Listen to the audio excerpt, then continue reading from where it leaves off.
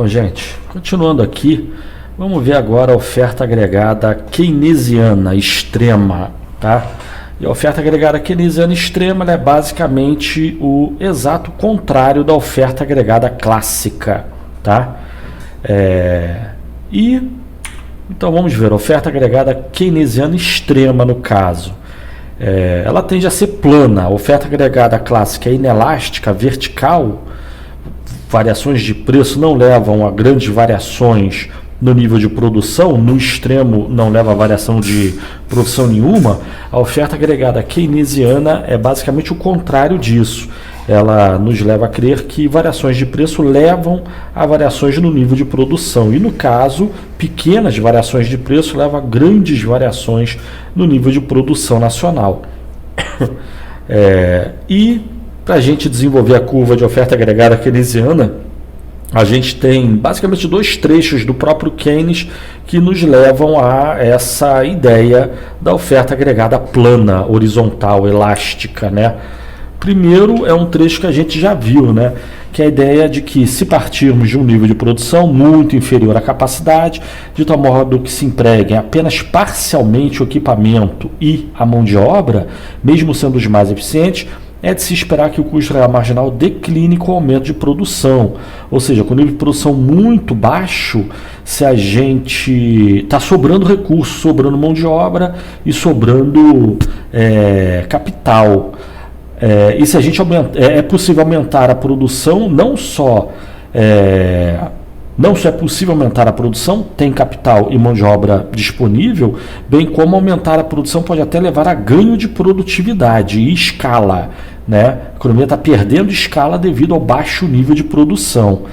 Mas aí continua, já tínhamos visto esse trecho, né? Não há dúvida, porém, de que se alcançará um ponto em que muito antes de que se empreguem plenamente o equipamento e a mão de obra, o equipamento e a mão de obra menos eficientes sejam colocados em operação, né?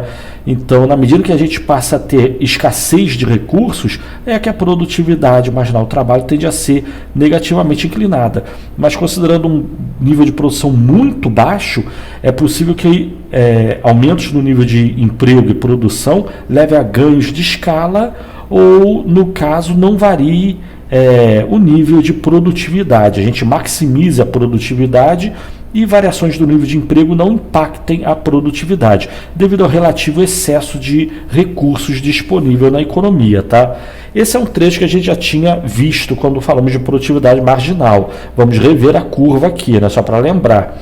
Agora, outro trecho que é mais claro a ideia de Keynes a respeito da oferta agregada seria esse trecho aqui.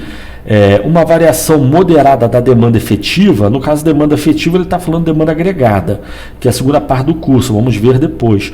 Mas aqui ele está dizendo uma variação moderada da demanda efetiva que se apresente em circunstâncias de amplo desemprego, ou seja, economia profundamente arrochada, tem mão de obra e capital disponível, tal variação, então, pode traduzir-se principalmente pelo aumento do emprego e, em medida muito limitada, pela alta de preços. Então, a ideia de que exatamente o contrário do que se imaginava classicamente, né?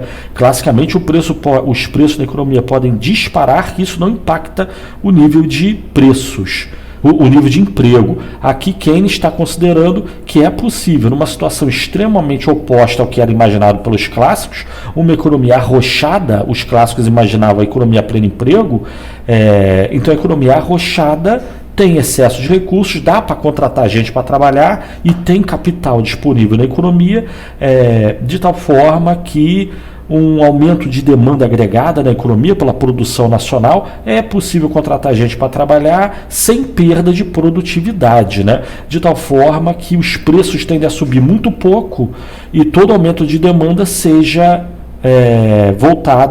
vire geração de emprego, né? Mas é importante esse ponto, um aumento de demanda, como ele botou ali, que se apresente em circunstâncias de amplo desemprego, economia profundamente arrochada, como nos Estados Unidos dos anos 30. Então, o que ele não está dizendo que a oferta agregada é plana sempre em qualquer situação. Não, em amplo desemprego, uma economia com sobra de recursos, que economicamente falando, é relativamente um absurdo, conforme a gente falou na introdução ao curso, né? Não tem muito cabimento, só uma crise econômica que explicaria isso. Daí sim é possível que a oferta agregada esteja numa situação oposta ao que era imaginado pelos clássicos, né? Mas aí continua ele. Pode traduzir-se principalmente pelo aumento do emprego, em medida muito limitada pela alta dos preços. Aí continua ele. Ao passo que uma variação mais acentuada, um grande aumento na demanda, que não sendo prevista, leva a certos estrangulamentos temporários, influi mais sobre os preços e menos sobre o emprego. Essa questão de estrangulamento aqui é importante em Keynes. Para Keynes, a visão keynesiana, a inflação vem do uso excessivo da capacidade produtiva. Na medida que a economia vai crescendo, a economia tem condições desiguais, certos setores têm mais capacidade ociosa, outros setores têm menos capacidade ociosa. Na medida que a economia vai crescendo, certos setores vão chegando ao seu limite antes de outros setores. Aí isso é o que ele chama de estrangulamento.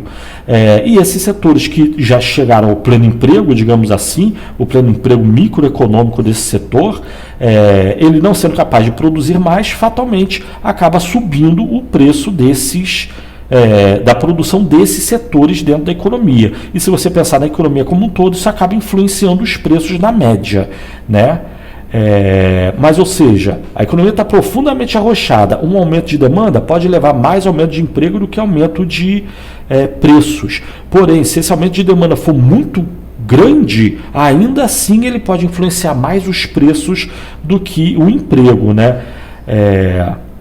Mas, ou seja, com base em Keynes, a gente tem que a oferta agregada, numa economia profundamente arrochada, ela tende a ser plana, elástica, né, horizontal, ao contrário do que era imaginado pelos clássicos.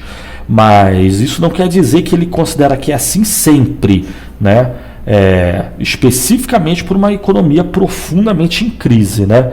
Mas, ou seja, revendo aqui algumas curvas para desenvolver a curva de oferta agregada keynesiana, revendo aqui algumas curvas que a gente já viu, a gente tem o quê?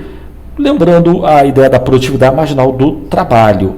Ela, em condições normais, o nível de emprego razoavelmente alto, acima de N2, a curva de produtividade marginal do trabalho tende a ser decrescente. É o trecho que a gente reviu há pouco, né? Com base nesse trecho aí, se o nível de produção é muito baixo, o aumento de produção pode até gerar ganho de escala e produtividade.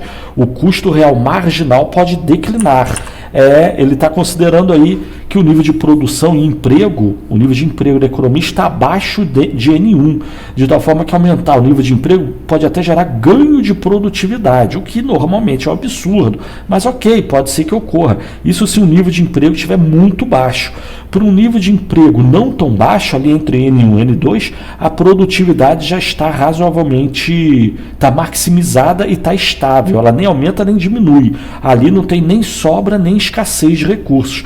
Contratar mais ou menos trabalhadores não impacta a produtividade do trabalho. Mas se o nível de produção estiver como normalmente está, acima de N2, então a produtividade se torna decrescente, né? E essa curva aí a gente está considerando com relação ao trabalho. E a gente já viu que leva a deslocamentos dessa curva de produtividade, né? Melhora na tecnologia ou no estoque de capital. A gente já viu essa curva. Conforme for, reveja lá na aula de produtividade, né? Volte lá no vídeo e reveja. E com base nessa curva de produtividade marginal do trabalho, a gente chega na curva de demanda de trabalho, que indica o salário máximo que as firmas se dispõem a pagar a cada nível de emprego. Normalmente a gente considera que o nível de emprego está acima de N2, né? De tal forma que a produtividade da margem é decrescente e com isso o salário máximo que as firmas se dispõem a pagar diminui com o nível de emprego. Mas se a gente considerar a curva de demanda de trabalho por completo, então a gente tem desde o trecho em que a produtividade marginal é crescente, quando o nível de emprego é baixíssimo, abaixo de N1, a gente teria um trecho da curva de demanda de trabalho que é plana, horizontal, elástica, seria um trecho ali intermediário entre N1 e N2, e o trecho da curva de demanda de trabalho, que é o que a gente considerou em quase todo o curso, né? A demanda de trabalho, o salário que as firmas se dispõem a pagar é negativamente inclinado relacionado com o nível de emprego, né? É decrescente, porque a produtividade marginal para o nível de emprego acima de N2 se torna decrescente. E deslocamentos dessa curva aí de demanda de trabalho, tanto para mais quanto para menos, pode ser fruto tanto do aumento de preço quanto do aumento da produtividade marginal do trabalho, que é uma função do nível de emprego. Normalmente a gente considera a demanda de trabalho além de N2, mas se a economia, como por exemplo dos anos 30, entrar numa profunda crise de tal forma que o nível de emprego cai abaixo de N2, então a demanda de trabalho se tornaria algo plano, ali como a gente está vendo, ou seja, as firmas se dispõem a pagar um certo salário e contratando mais, W1 por exemplo, considerando a curva de demanda de trabalho ND1, e variações do nível de emprego não alterariam o salário máximo que as firmas se dispõem a pagar, tá certo? Isso é uma coisa. Outra coisa, a demanda de trabalho pode mudar tanto por mudanças na produtividade quanto no nível de preço. Se o nível de preço aumenta, então a curva de demanda de trabalho vai de ND1 para ND2. Se os preços caem, mantido tudo mais constante, a função de produtividade, então a curva de demanda de trabalho vai de ND2 para ND1. Tá? Então está diminuindo a demanda de trabalho, que é o problema da crise econômica. Com a crise econômica, há uma pressão por queda de preços e a demanda de trabalho vai se reduzindo. Ou seja, a gente está indo para curvas de demanda de trabalho cada vez mais baixas. Tá? Isso olhando a demanda de trabalho. E essa curva é baseada no texto do Keynes. Né? De outro lado, a gente tem a oferta de trabalho, que já falamos sobre ela, né? É o salário exigido pelos trabalhadores. Há o número máximo de pessoas aptas a trabalhar e quanto maior o nível de emprego, maior o salário exigido pelo conjunto de trabalhadores. Né? Essa seria também a curva de oferta de trabalho completa. Né? Mas se a gente considerar que existe a rigidez de preços e salários, então, por exemplo, pensando em termos de salário mínimo, a gente teria que o governo estabelece um certo salário mínimo. Isso equivale a dizer que todas as pessoas que se dispõem a trabalhar por menos do que o mínimo, a disposição delas não conta. Então, até o ponto A, até o nível de emprego N1, o salário que conta seria o mínimo. Para o nível de emprego além de N1, aí a curva de oferta de trabalho se torna positivamente inclinada novamente. Tem gente que aceita trabalhar por 200 cruzeiros, mas o governo mandou pagar no mínimo 1.000. Então, para essa pessoa acaba valendo o salário mínimo de 1.000 cruzeiros, mesmo que ela aceite menos. Não conta. A curva de oferta de trabalho, então, se tornaria deformada. Passaria a ser essa curva de oferta de trabalho até o nível de emprego N3. Calma aí, eu botei, tá N1 ali. Mudei ali o númerozinho, vamos considerar aqui. Corrigir aqui, fica sendo N1 também. Olha lá, N1, tá. Até o nível de emprego N1 vale o salário mínimo exigido pelos trabalhadores, vai ter que ser igual ao salário mínimo estabelecido pela lei. Por exemplo, precisa ser só salário mínimo. Pode ser o salário eficiência, pode ser o acordo coletivo, o piso salarial, né? Mas para um nível de emprego além de N1, ou para contratar mais do que N1 horas de trabalho, vai ser necessário recorrer aos trabalhadores que têm uma exigência de salário mais elevada, o que acaba elevando o salário de todos na economia. Né? Mas se a gente considerar que a economia entre numa profunda crise, com tendência à queda de preços e salários, a gente vai acabar esbarrando na rigidez de preços e salários, de tal forma que o nível de emprego da economia vai cair muito, abaixo de N1, então vai ficar valendo o salário mínimo estabelecido pelo governo, de um lado. De outro lado, a demanda de trabalho, como a gente acabou de ver, ela vai se encolhendo, vai se reduzindo, até a gente chegar num ponto basicamente como esse aqui. Né? A demanda de trabalho está arrochada devido à crise econômica, à queda de preços, a demanda de trabalho vai se encolhendo até um ponto no qual o máximo que as firmas se dispõem a pagar é o salário mínimo estabelecido pelo governo. Né?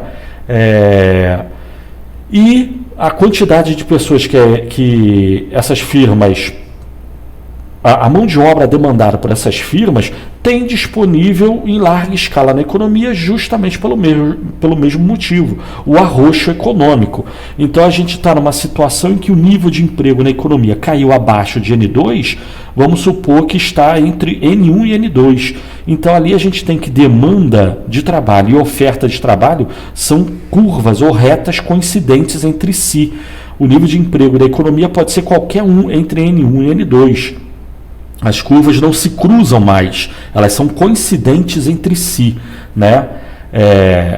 Um gráficozinho como esse não é normal de se ter em livro, não. Eu que estou apresentando aqui para explicar o que a gente vai se basear para desenvolver a curva de oferta agregada keynesiana, né? Especialmente a curva de oferta agregada keynesiana extrema, né?